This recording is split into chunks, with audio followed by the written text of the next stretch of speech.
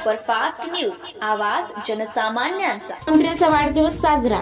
सविस्तर वृत्त असे की आज दिनांक 22/7/2025 रोजी महाराष्ट्र राज्याचे कर्तव्यदक्ष लाडके मुख्यमंत्री माननीय श्री देवेंद्र फडणवीस साहेब यांच्या वाढदिवस पुसद मंडळ येथे रक्तदान शिबिराचे आयोजन करून आपल्या लाडक्या देवाभाऊचे वाढदिवस साजरा करण्यात आला।